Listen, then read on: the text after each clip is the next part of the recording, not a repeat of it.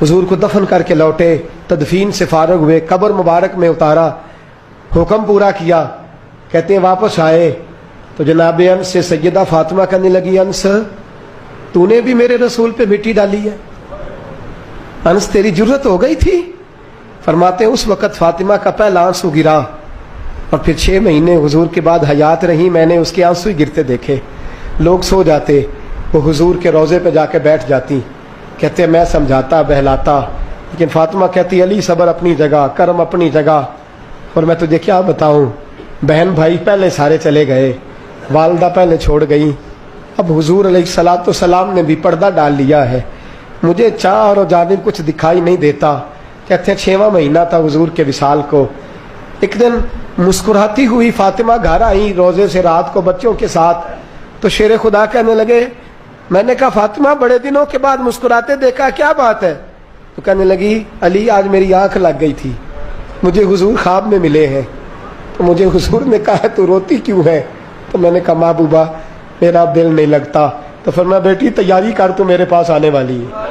हजरत अली फरमाते बस फातिमा बीमार हुई, चंद दिन गुजरे तो मुझे बुलाया और कहने लगे अली वक्त जाने का आ गया है, ये अली के घर की है इज्जत अली से सुनते, नबी के घर की है इज्जत नबी से सुनते। वो जिसने मुअज़्ज़ज़ किया घराने को, हुसैन पाल के जिसने दिया ज़माने को, जाने का वक्त आ गया है। अली पहली बात तो यह है कि हुजूर की नवासी जनाब उमामा से शादी कर लेना, वो हुजूर को बड़ी प्यारी है। और दूसरी बात यह है कि मेरे हसन हुसैन इनका ख़ास ख्याल रखना।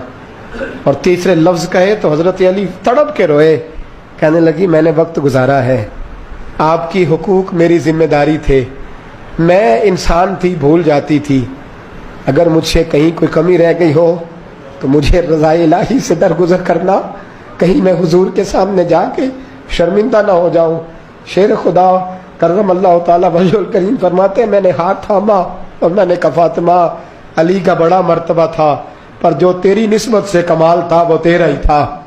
तू कैसी बात करती है, तूने तो हद कर दी, शहजादी हो के मेरे घर में खादिमों की तरह रही।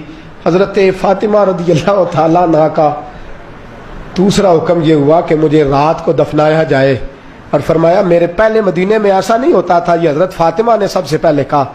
फरमाया मेरी चारपाई के साथ लगा के ना शाखें, चारपाई के साथ तो ऊपर ला के उन्हें ऊपर से बांध देना, और उन शाखों के ऊपर एक कपड़ा डालना, मेरे कफन पर भी किसी की नजर न पड़ जाए, मेरे कफन पर भी। फरमाया शाखें लगा के ये वसीयत की।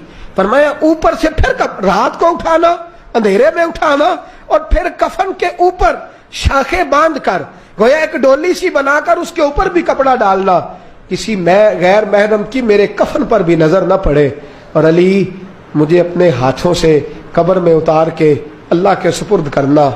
जनाब अनस बिन मालिक फरमाते एक क़यामत हुजूर के विसाल पे देखी थी, और दूसरी क़यामत मैंने हजरत फातिमा का जनाजा उठी तो देखी। फरमाते उमर फारूक एक कोने में लग के रो रहे थे, मैं गया, मैंने कहा उमर तू दलेर आदमी है, तुझे क्या हुआ?